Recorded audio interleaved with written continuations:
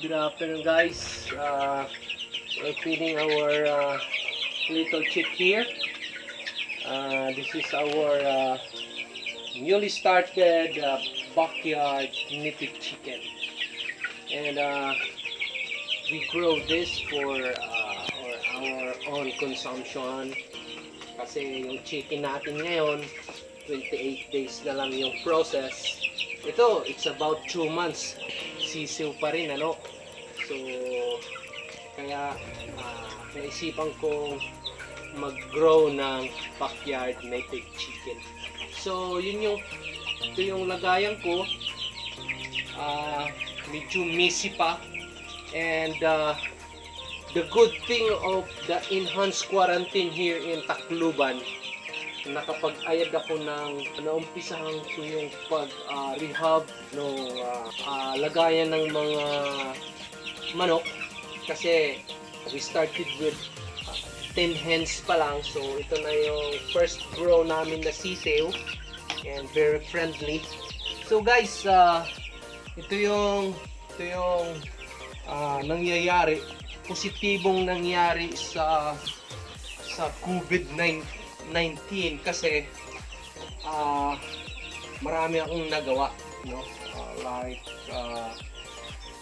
pag-improve ng mga kailangang improve, namimintura sa bahay, and dito ko ngayon ginagawa ko itong araw, ina-upgrade ko lang, so or inaayos ko yung kasi itong lugar na to, dati yung katabing lupa, tinambakan kamo ng mga basura. So I able to gather, I think 5 crates of garbage. So dito ako nagtatrabaho ngayon.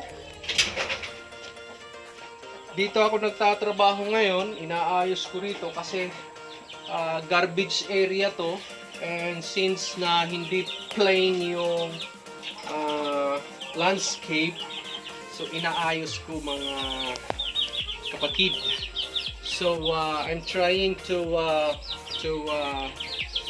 have a vlog, no? I hope I could have a vlog with native chicken, backyard native chicken growing for my family, and hoping that we can produce native chicken here in Tacloban.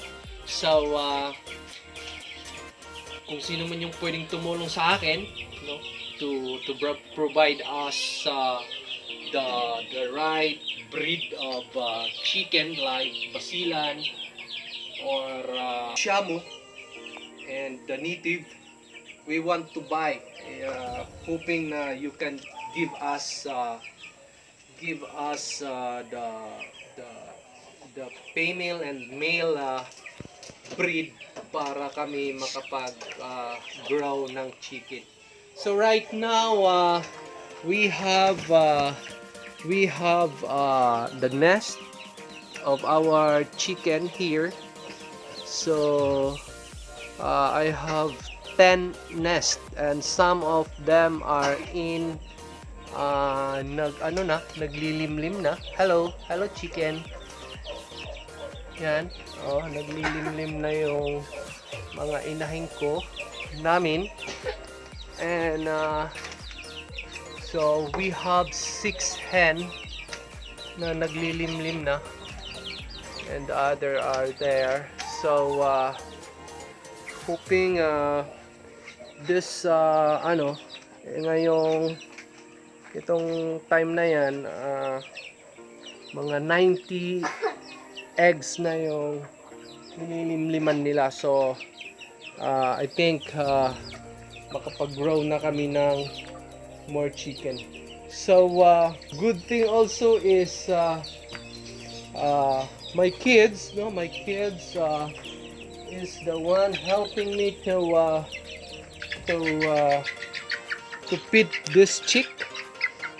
Like Adi is here, she is feeding the chicks, and every morning they are trying to help me to feed this chicken or chicks. And Yun yung nagiging tulong ng COVID-19 or the enhanced quarantine because they are helping me to feed the chick. So trying to help them to know it so that early in the morning before they go to school, they can feed chicks like that. So we have this the first this is the first chick that we have. And hanggang dito lang muna mga Tacloban City, mga kakubid. So this is the positive thing happen with the enhanced quarantine.